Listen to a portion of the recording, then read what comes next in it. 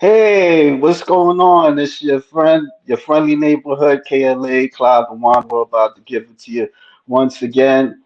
I'm here with a very special, lovely lady. Her name is Blanca Rodrigues. I got it. Rodrigues.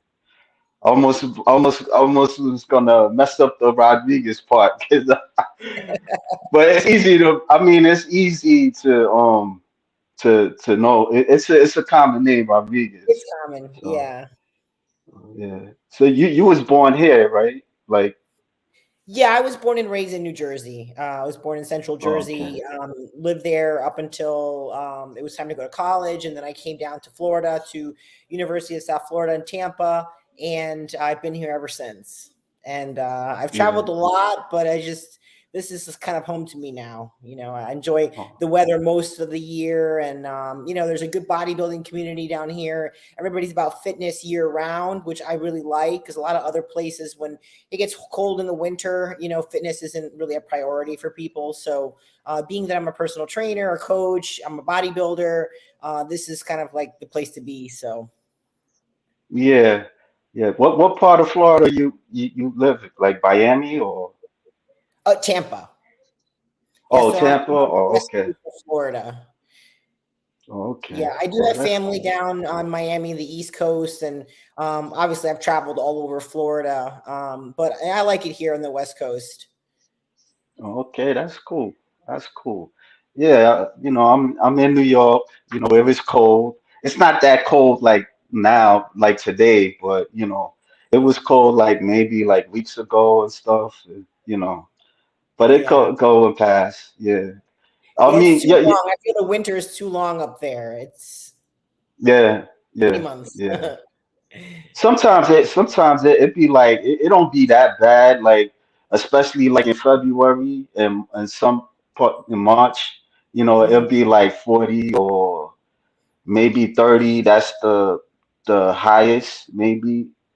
But like Okay. in January, yeah, that's it's like sometimes it's really it's cold. It was Yeah. cold the past January and stuff. The Yeah. summer's very nice though. That's the one thing I do miss the summers up in the Northeast. Like the cool evenings and just not the oppressive humidity that we have down here. It's pretty extreme here in Florida. So I do miss Jersey in the summer. Okay. Your family is from Cuba, right? You have a Cuban Well, my heritage? mother's side, I'm half Cuban, half Portuguese. My mother's side is the Cuban side. Oh, I was kind of raised with that side of the family. And they are from Cuba. Yes, my mother was born in Cuba. She oh, came over when she was 7 after the revolution. So, yeah, my family's been here ever since. And I've never gone back to visit. But, I've had a lot of friends that have gone.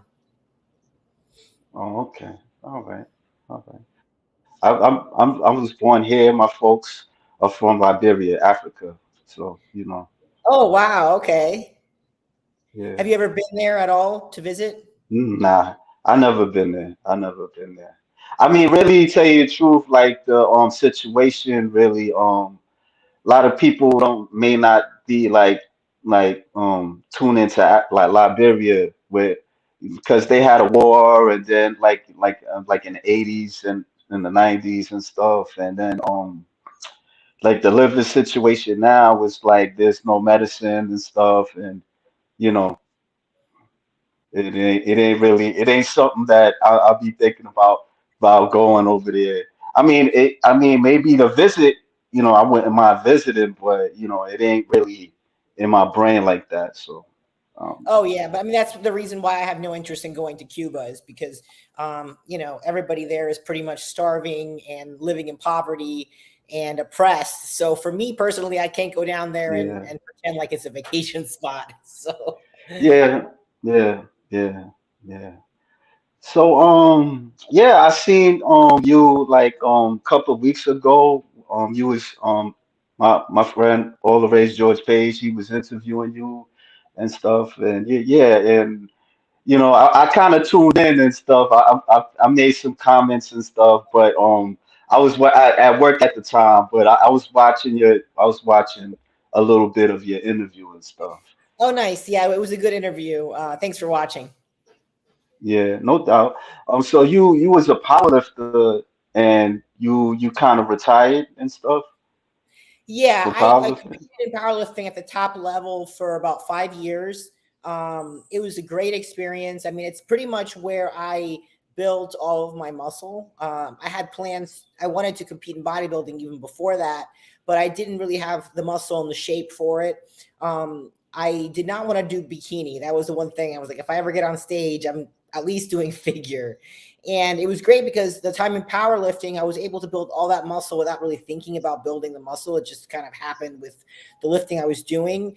It was a great experience, and being a pro in powerlifting was great. But it's one of these things where you can't do it for very long because it's a lot of wear and Yeah, tear on your body, especially when you're a 150-pound female, you're squatting 500 pounds, you're deadlifting 500 pounds, you're benching 250. After a while, it's like, the body's not really meant to do that. So I had a rotator cuff tear at the very end of like my 5th year. And that's where, I kind of was just like, I accomplished everything I wanted to accomplish. So it was like time to move on and, continue evolving, because I feel like, we need to yeah, evolve as people. So I finally was able to cross over to bodybuilding, and I not only had enough physique for figure, but I actually had enough for women's physique, which is where I got my pro card in women's physique, and that's what I compete in now.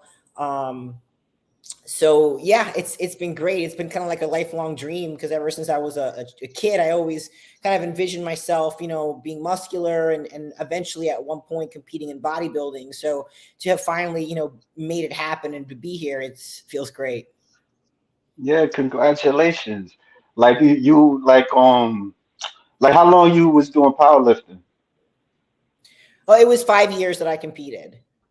Oh, 5 years. Oh, okay, okay, okay.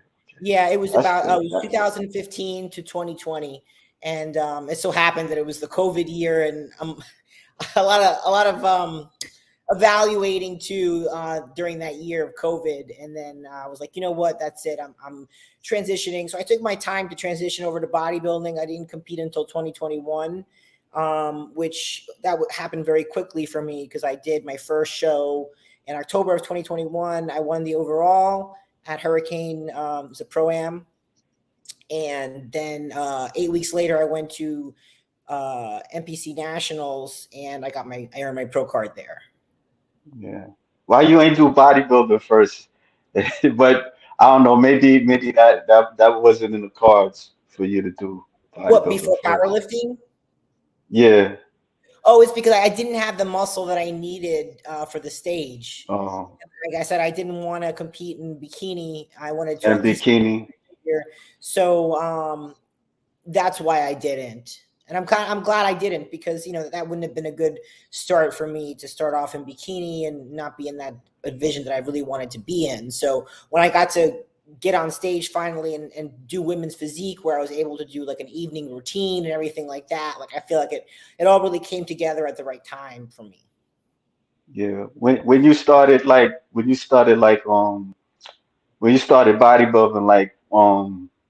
did you know what to do? Like, did you have a coach or Well, yeah, I mean, I've been lifting almost all of my life. I actually began, right? I got my first gym membership when I was a senior in high school. So, and I've been, pretty much in the gym since then. Uh, so I started out pretty much just kind of learning, bodybuilding from whoever would teach me, a lot of, gym bros and stuff like that, and research on my own as the years went on, trial and error and stuff like that.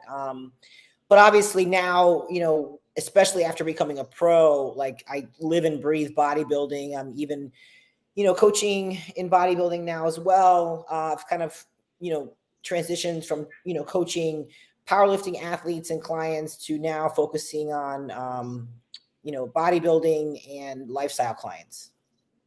No, that's good. That's good. So when you was younger, you said like at a young age, you would you would watch the bodybuilder shows and stuff like that from ESPN. Because you're not that far older than me. I mean, that far younger than me.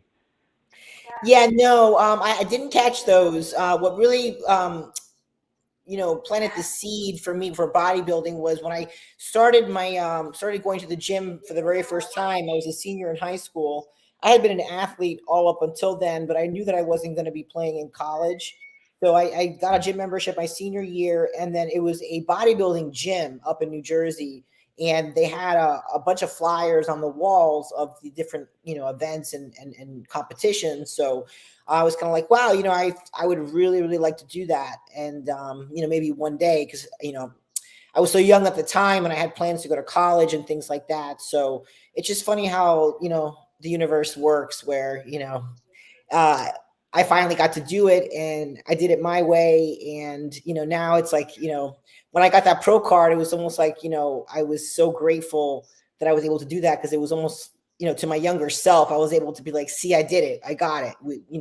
I made it. Yeah, I'm sorry. Hold on. I'm sorry. Sure.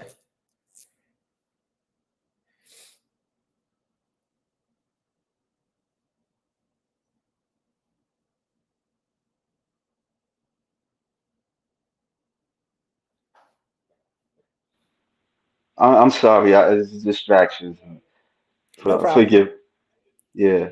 We could you I could showcase you competing a little bit.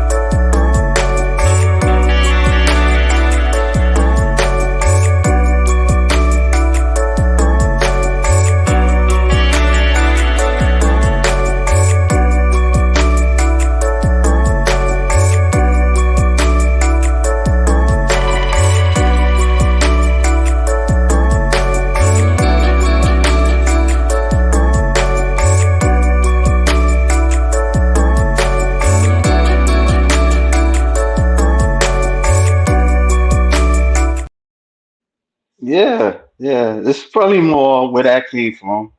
Yeah. You look great. Thank you. That was the my last show that I did, the evening routine.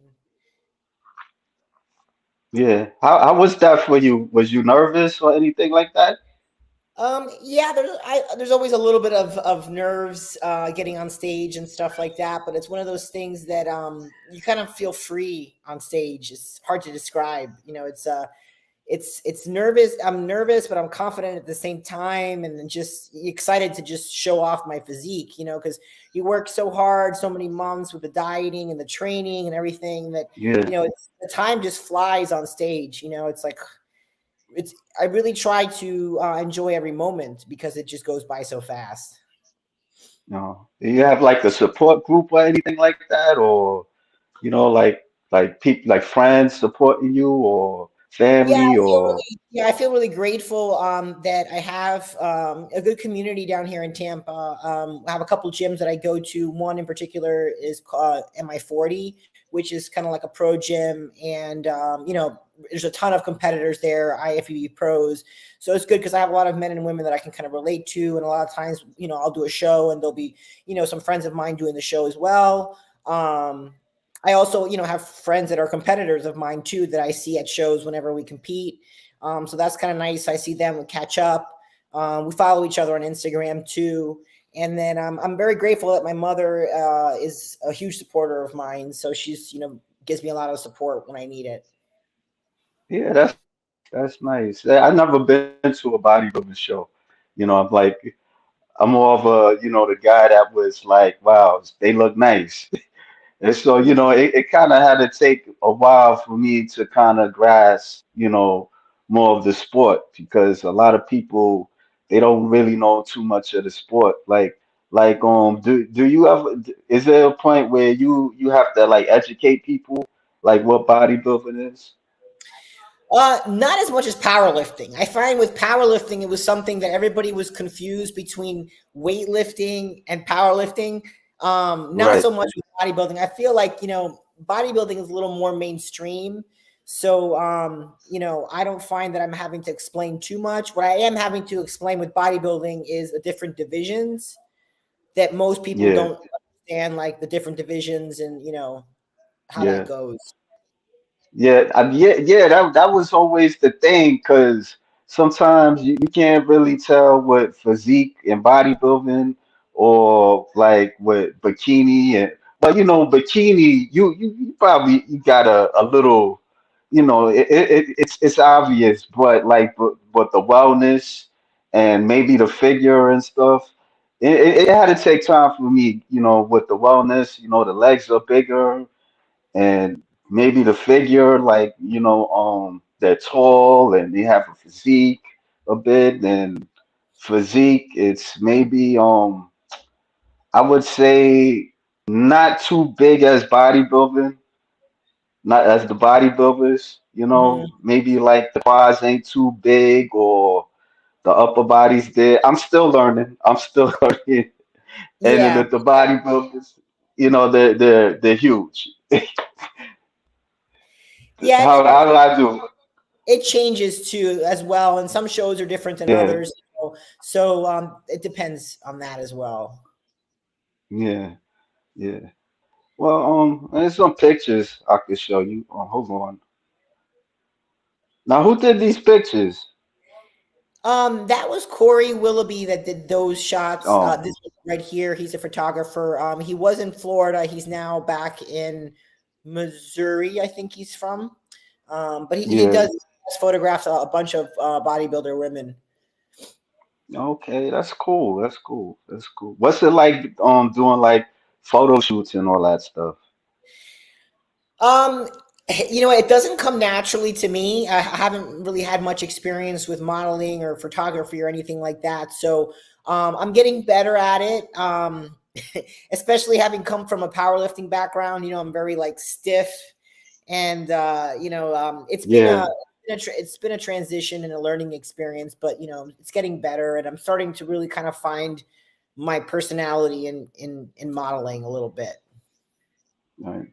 Like when you say you're stiff, like you're like stretching or like Yeah, like relaxing yourself. Or, inflexible, yeah, right.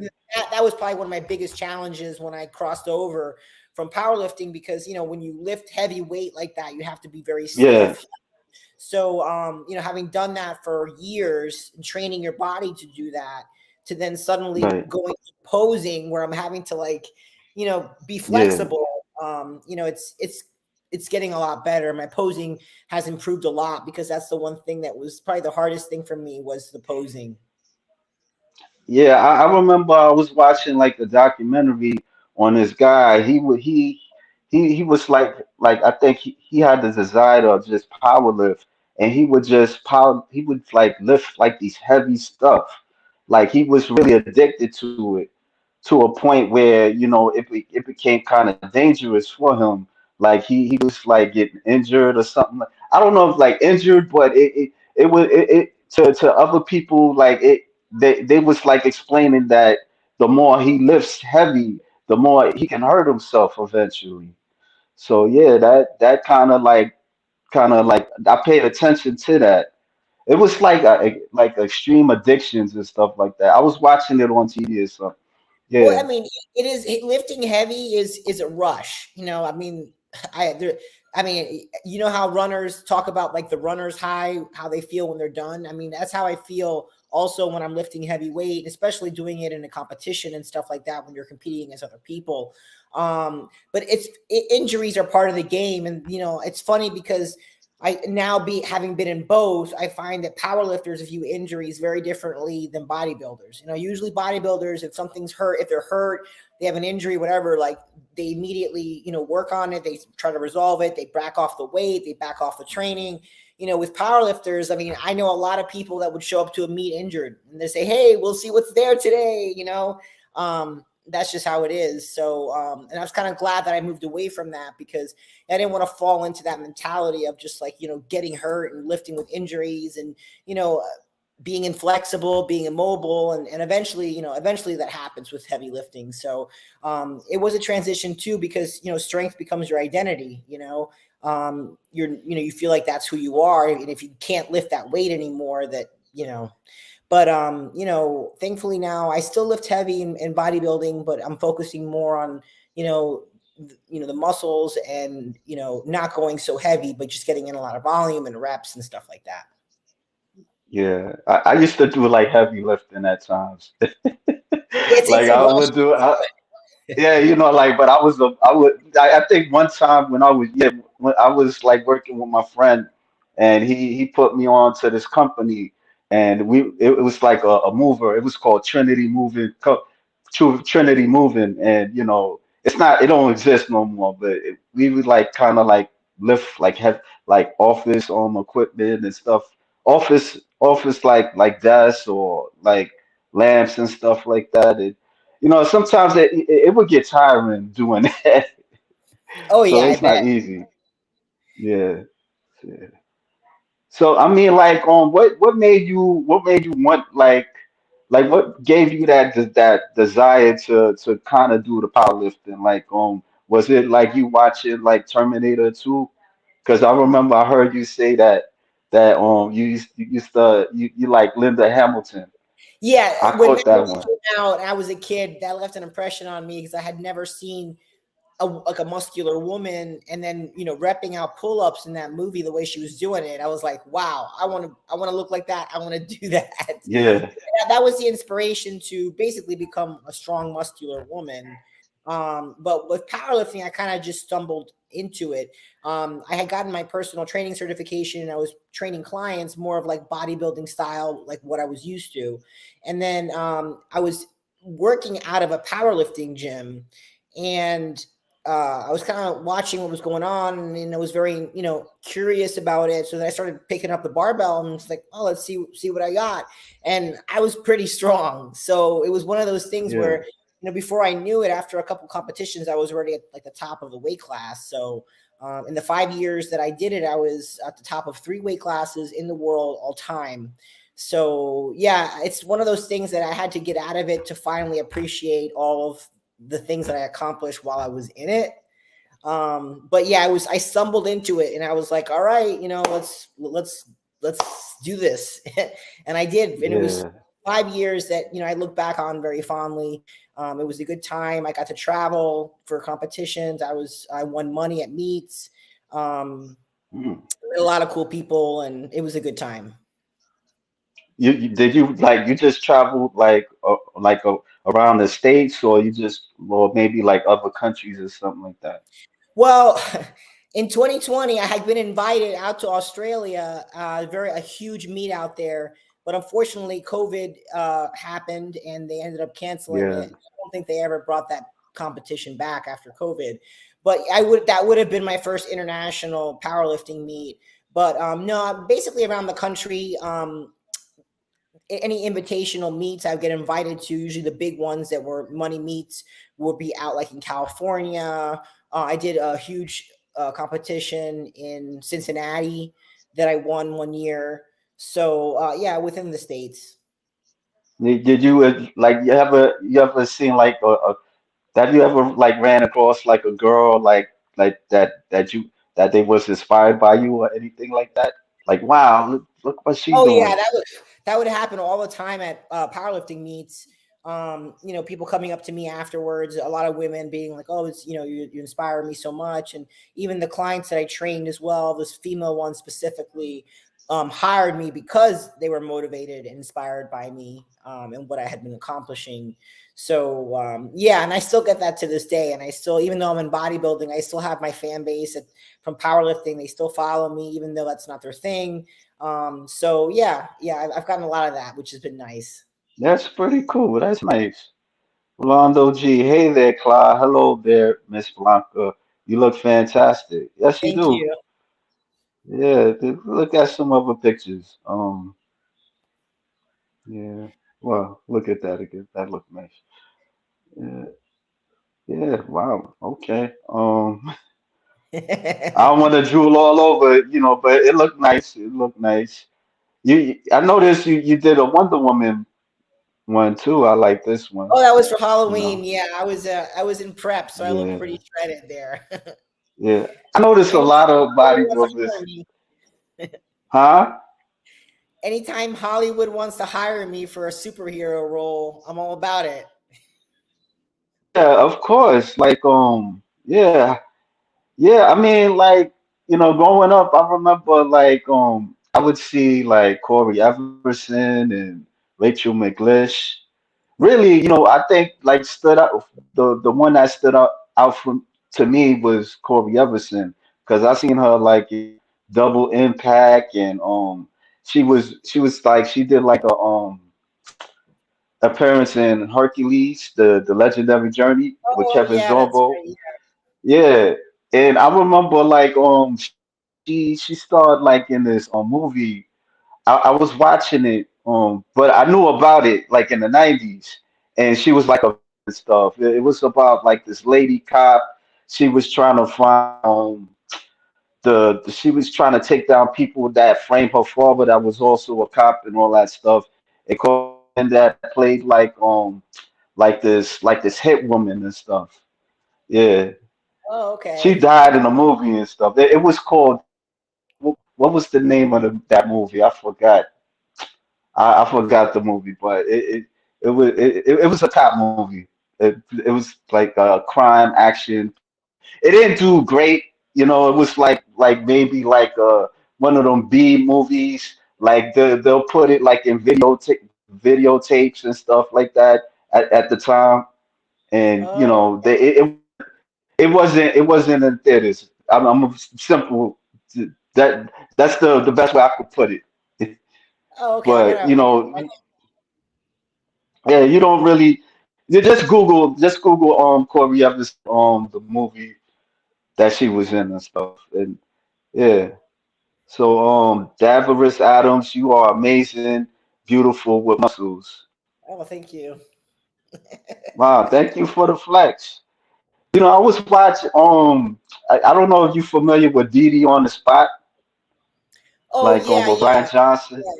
Yeah, and he was talking about how the sport changed and stuff real drastically. People died and stuff, and then he talked about how the schmoes, the women bodybuilders at times they don't like it when the schmoes get thirsty on them and stuff, and then it was to a point where I know he posted something about in Brazil, they have like these male competitors want to compete with female competitors and stuff. So like what Oh do yeah. what huh? I think he put out like a bunch of different video posts, different topics. Yeah. Do you have Yeah. like any thoughts on that or I think, well, the only one that I could speak on that I saw in its entirety was the one about, I guess, the lack of femininity in bodybuilding, right? which, he was kind of going on about how, in particular, the bodybuilding division, how, a lot Hmm. of the women are looking, not feminine and not, so and to that, all I can say is it's up to the judges. If the judges don't reward a Right. certain look or well, whatever it is, that's they're not going to bring that to the stage. But if the judging rewards that level of muscularity and conditioning, it's going to take doing things to that may sacrifice femininity. I don't think that's only the bodybuilding division. I think that we even see that a lot in women's physique now, where Yeah. femininity for women's physique is supposed to be highly regarded. And a lot of shows sometimes you don't see that being rewarded. So yeah, that's the only one that I saw that I could actually speak on in its entirety. um Yeah, I have no commentary about the schmoes. So No, that's okay. No, that's okay. That's okay. because But I'm where do very you lucky. see yourself? I'm Huh? very lucky that I have my fan base, and I Good. never experienced anything negative so far. So it's only been pleasant. That's good. That's good.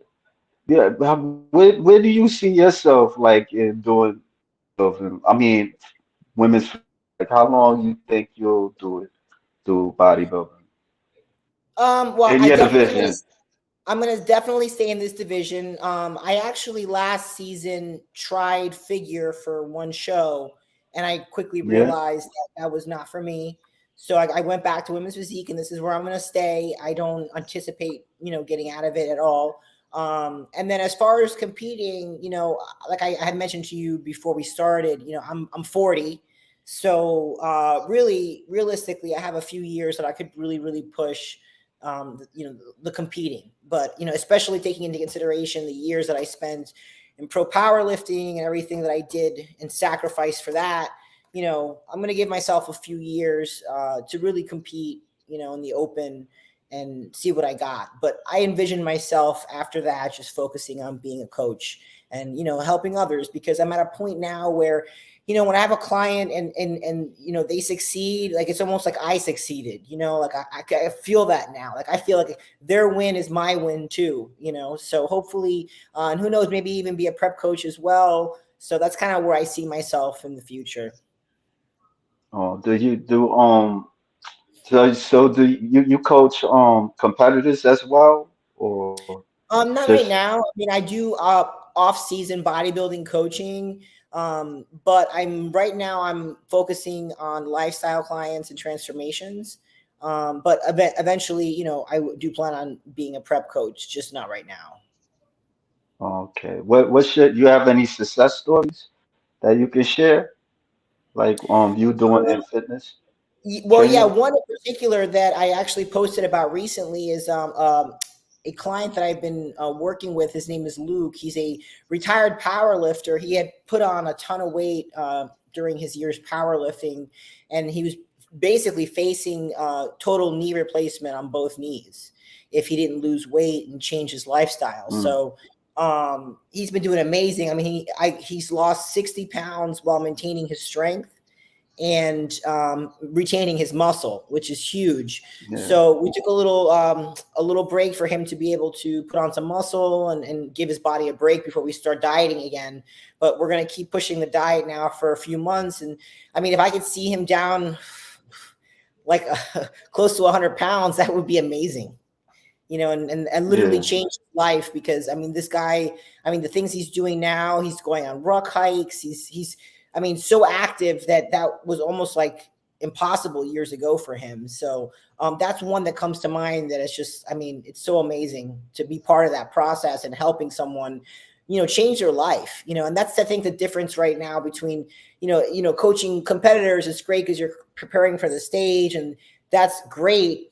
But there's something about, being able to teach somebody how they're supposed to eat, how they're supposed to train, how to live a healthy life so they could live longer, and adding years to their life that would have been taken away. So that is just so rewarding. Yeah. How was that for you with the dieting? Like when you first started, like was Well, it easy for you or it was no sweat, because I had spent so many years dieting for powerlifting, because that was the one thing that I did was, I wanted to cut as much weight as possible for the competition, so I would basically place higher. And yeah. where normally people would cut maybe like 10 pounds, what they would just do like a water cut, which I bet they would put the water back on after they weighed in. I actually did carb cycling, which was a bodybuilding diet, to get like 10 pounds of fat off, and then do the Mm, 10-pound water cut after. So I was cutting close to 20 pounds, at a what 100 and 130 pounds. That's what I was weighing at the time. I was doing like 20-pound cut, um, which was a lot on the body, because I remember even being in the sauna and just having to take a couple pounds off, and just being so depleted, and mentally I had to really like push. So that was like almost practice for bodybuilding now, where I get these now when I have to push and really mentally it's exhausting, it's something that I've already been doing for a long time. So it wasn't that much of a difference for me. Yeah. Well, you got some more comments. You got Lawrence Perkins. Hello, Oh, beautiful Lawrence. Blanca. Yep. Yeah, everybody knows Lawrence, man. I'm like, God damn.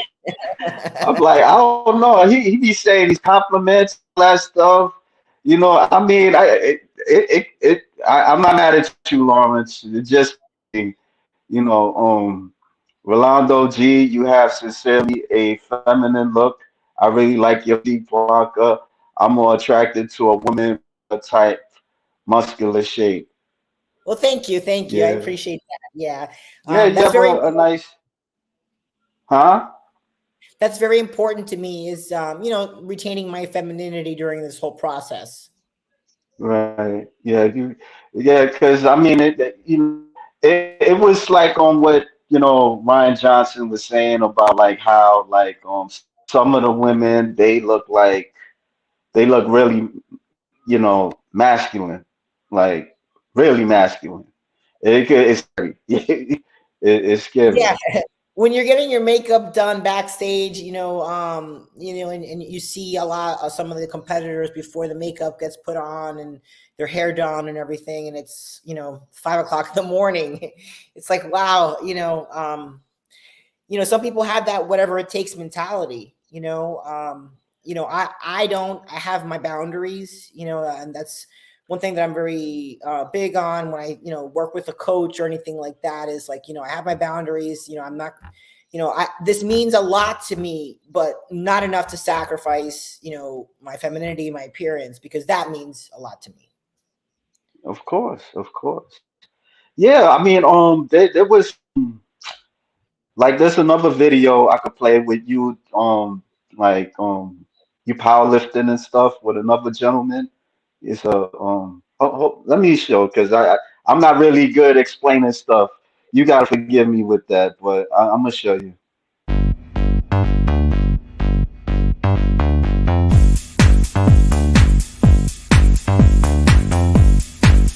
Walk up to the bar. You want to have a wider stance. Somewhere around the ring, it varies for everybody. You want to keep it inside the ring though, okay?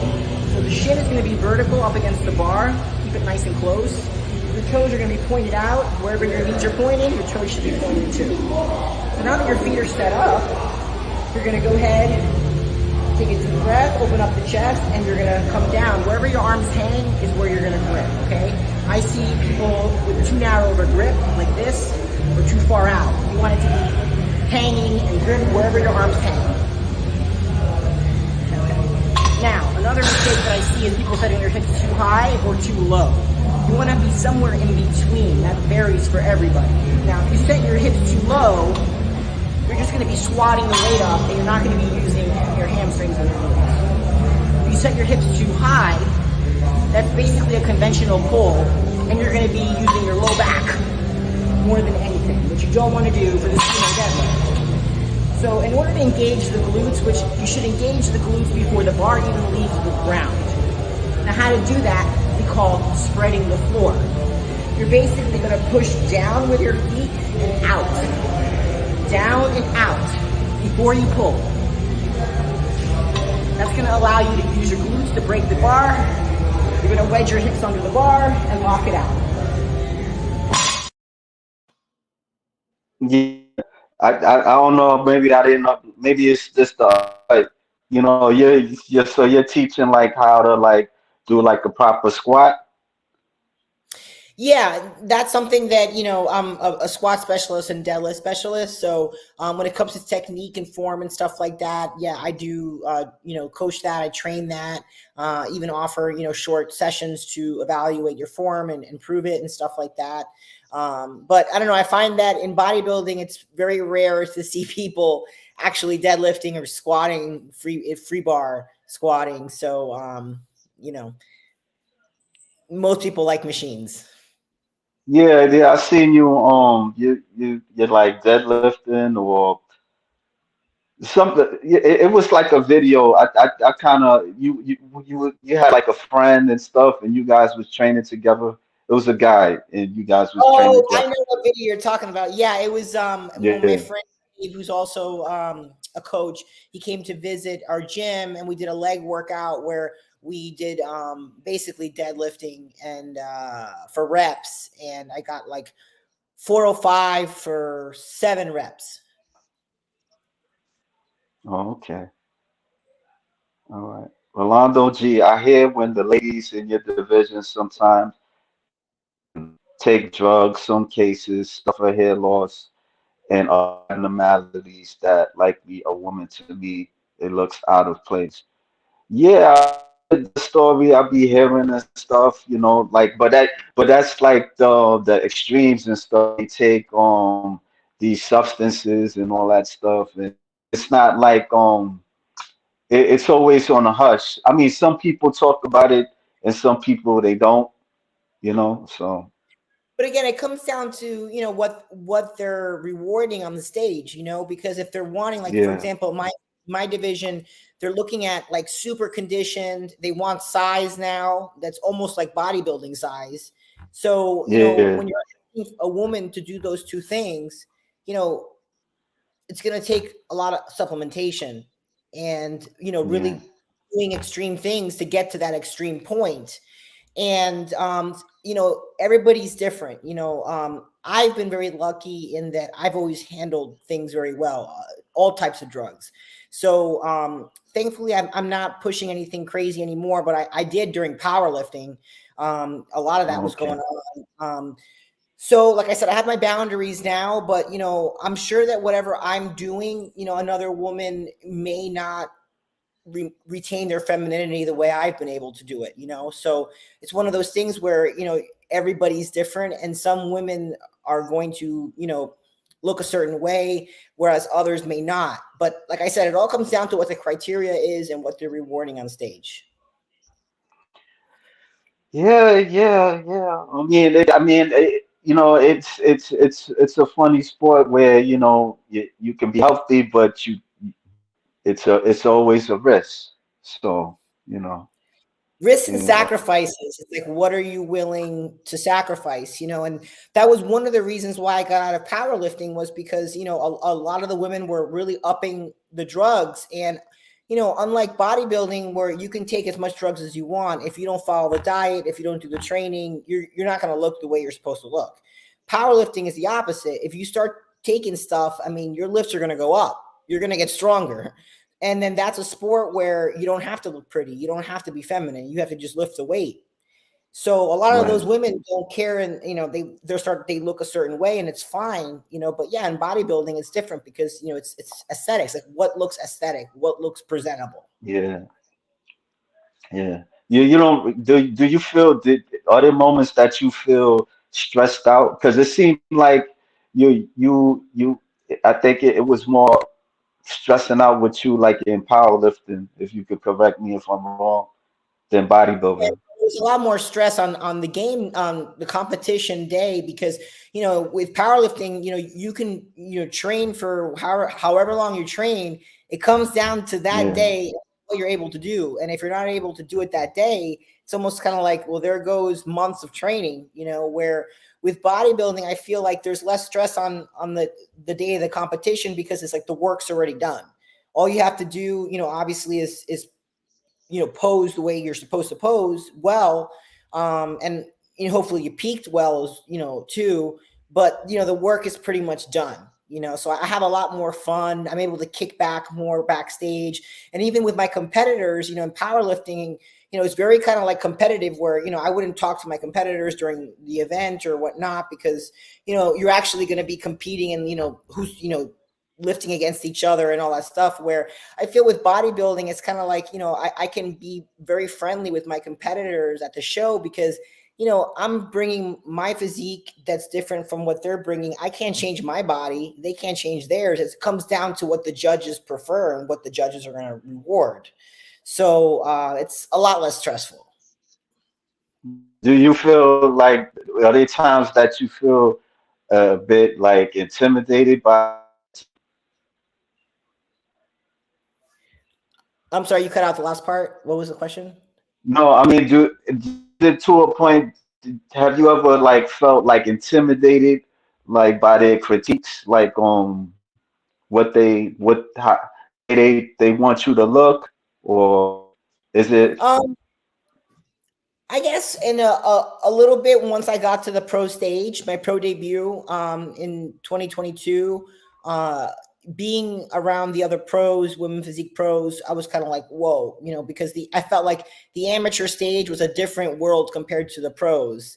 And, Yeah. I get my pro card very quickly. So I felt like, I didn't quite belong yet. Like I still had to kind of prove myself a little bit, which I did, and I feel a lot better now. I don't feel intimidated now going into shows, but for my pro debut, I was pretty intimidated. Okay. I got somebody got a question for me. Hello, Clyde. How do you approach the models and bodybuilders for the interview?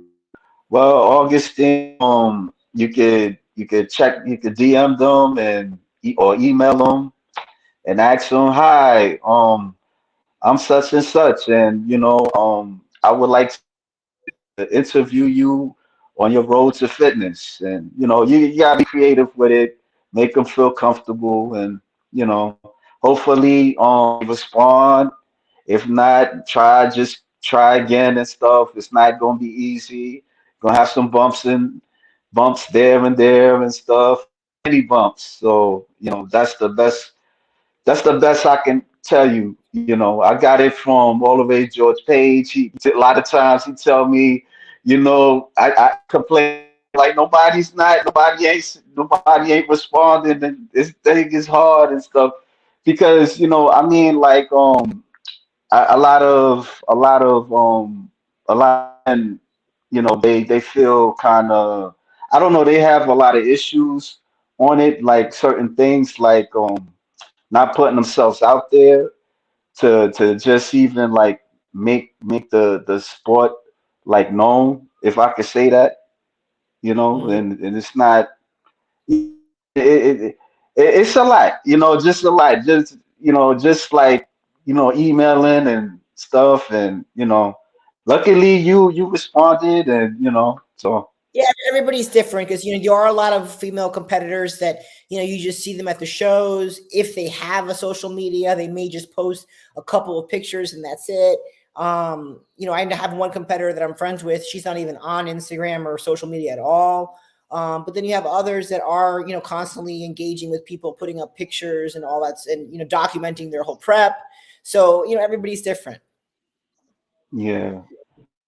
And Lawrence Perkins, that's good. Nah, I think they talking to each other and stuff. It's like, keep on striving. What's in front of you as well. Give yourself, especially women's bodybuilding and everyone platform. Well, thank you.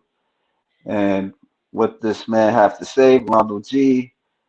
Wait, yes, it all comes down to what the IFBB wants and expect for what you need to look in order in their eyes. I think you Thank you. deserve at least 100,000.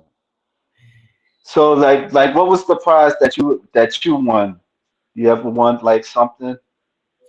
Well, not as a pro in bodybuilding. I won Yeah. the overall for my first show. And then I got my pro card at nationals, but I've won money and prizes and stuff in powerlifting. So I Oh, think the okay. most I A ever little bit. won at a show was about was it like $4,000. Oh, mm, that's all right. That's all right. It was good in powerlifting because powerlifting, I mean, the singlet barely costs any money. It's basically just the travel expenses. There really wasn't a lot of cost in powerlifting, especially if you had like a sponsor that would pick up the cost of the show or the competition. Yeah, Bodybuilding is so expensive that like, if you yeah, win a few dollars, I mean that doesn't even scratch the surface of the amount of money that you spend competing. So yeah, yeah, bodybuilding is very expensive. yeah. Does that does it do be a like so you be like, nah, I don't know if I want to compete this year or like that, Well, that's where what or you I can afford it? That's what I said last year, and I ended up competing. It was like a shotgun prep. I started summer cut, and it was going so well that I was like, you know what? I got to get on stage. And I'm glad that I did, Yeah. because I was able to at least try figure, which I realized in one show was not for me. And then I was able to do women's physique and get the stage experience, because I really haven't done a lot of shows. And with bodybuilding, it's one of those things where, you have to get that stage experience, even getting in front of the judges, getting to know the judges, who they are, things like that. It makes a difference. So that's why I hope to compete again this year, a couple shows, and for the next few years. Yeah. What about 2024? Like what's in store for you? Well, right now I'm in my off season, but I'm gonna start prep hopefully in a month or so, and I have my sights set on doing the Tampa Pro, because it's Yeah. a great show to do. It's a big show, and it's right here in my backyard, so I can't say Okay. no. And then if we'll see how that goes. I also may do the Daytona Pro at the end of September. Okay, okay. Rolando G. I know, Clyde, you have been through it at the interview sometimes, felt upset for you. That thank you. Tavares Adams, strong women like you are phenomenal, are truly blessed and humble. Well, Yeah, thank you have you. a lot of fans. Yeah, let me play something for them, you know.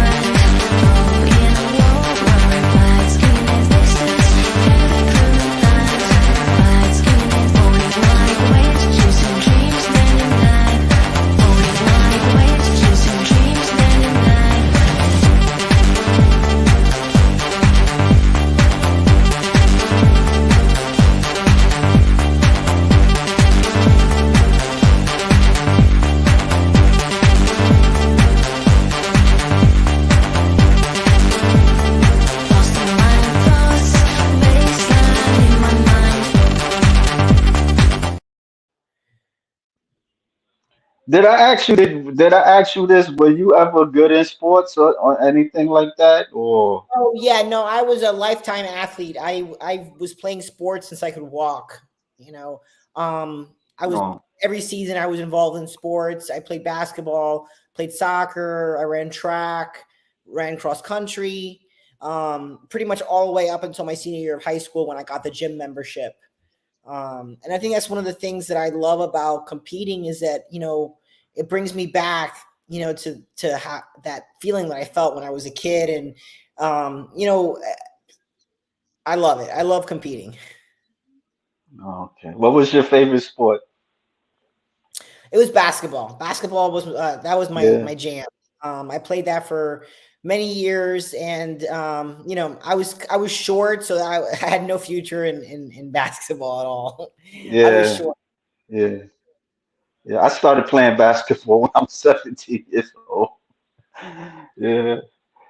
Yeah, because I don't know, because like people around me was playing, and always, and then Michael Jordan at the time was the Michael Yeah. Jordan era and stuff, and so I would kind of picture myself like that, and but it was a bumpy road.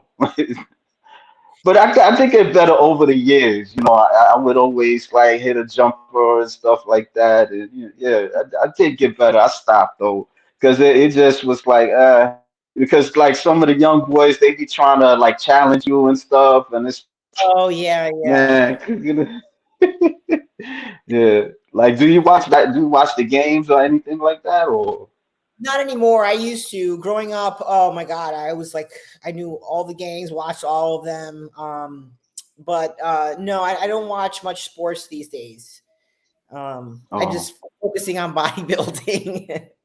yeah. What about bodybuilding? Like, is it like who do you like in bodybuilding? Like any division? Oh well, I have to say my favorite male division is classic physique. That's my favorite male Okay. division. It just reminds me so much of the golden era, and I like that small waist, tapered look. So that would be my favorite male division, and obviously for women, it would be women's physique. Um, you know, Okay. I do like figure too, but that was not as much as to me. I just those quarter turns, there's so much more to Yeah. bodybuilding than quarter turns, and I think that was one of the things that really turned me off about figure when I did the show. Was I was just like, God, all these, I felt so confined and just doing quarter turns when I just wanted to just start doing like all my posing, and that's was the key for me because I found the posing to be burdensome before I did figure, but then I missed it during figure. So then now when I got back to women's physique, that's where my posing kind of took off because I get it now. I connected with it. I wasn't connecting with it before. Yeah. You wouldn't. Would you say you wasn't graceful or anything like that, or No, yeah, yeah, and then also very stiff. And I didn't know how to yeah, present physique.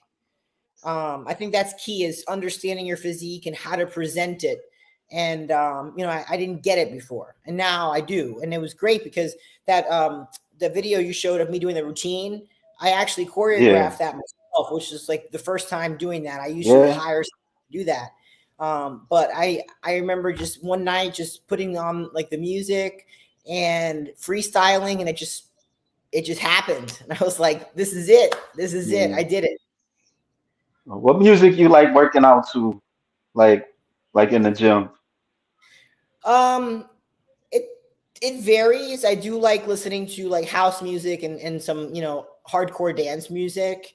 But I Okay. also do like listening to a lot of like old school hip hop. Um, not the hip hop now, hip hop from years ago. Yeah, yeah. So yeah, You don't listen usually to Future? no, I don't even know who that is. Yeah. Rolando G, I must say, Miss Blanca, I'm the only man that likes a woman with pink. I really like your tattoo art. Awesome, beautiful look you have, bonita. Well, thank you. Do you speak Spanish? I do. Yeah, I do speak Oh, Spanish. okay. Oh, okay. All right. Because some I know Puerto Ricans, they don't like some of them. They don't really speak Spanish like all. They don't speak Spanish like that. You know. Oh yeah, a lot probably that were born here and stuff like that. What they call them up in New York, the New Yorkers. And that's what we used Yeah. to call them up there. I learned Spanish and English at the same time because I had grandparents that didn't speak English, and my mother speaks English, but she goes back and forth between Spanish and English. So I learned it at the same time. Although I'm very rusty because I haven't been practicing it. So it's one of those things where if you Yeah. don't use it, you lose it. Yeah, that's true. You're true. I mean, I was learning Spanish like when I was a kid, but like this was like in grade school, and then like I think like maybe because they was teaching it like when I was like yeah in grade school, and then I was in junior high school. But in high school, I didn't have that. I never had that. And then like years later, like in my adulthood, I went to like a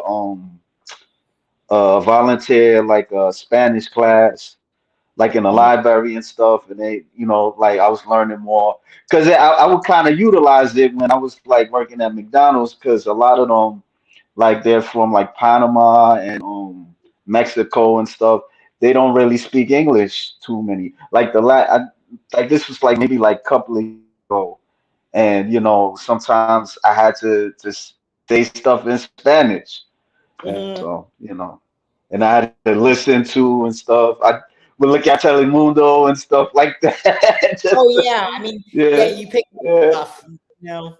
yeah, yeah. But I because I'm mostly in English and stuff, so But maybe listen to the music and stuff. That's Yeah, all I that's could all. say. Music, watching TV, the Spanish TV. It's you have to practice it and keep listening to it and keep practicing. That usually Yeah. helps. Are you familiar with Virginia Sanchez? She's from Spain. No, that doesn't ring a bell. No. Yeah, she's like a bodybuilder. Yeah, she's in bodybuilder division, and yeah, she's from Spain, and you know, there's who do I know like Spanish? I think oh this is another one. Her name is I can't forget. I can't like I don't know her name right now, but she lives in I think in Miami and stuff. Um, I'm sorry, I'm not good with names too much. I don't want to waste your time too Well, much. I'm not But you either. know So that, yeah. So yeah, I mean, yeah, I think that's about wrap it up. I mean, you know, is there anything you want to say to the fans or anything like? I don't want to take you hostage, but I'm not talking.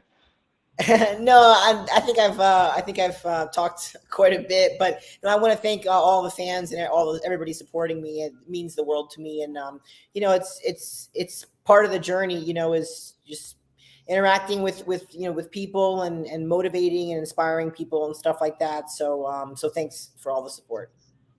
All right.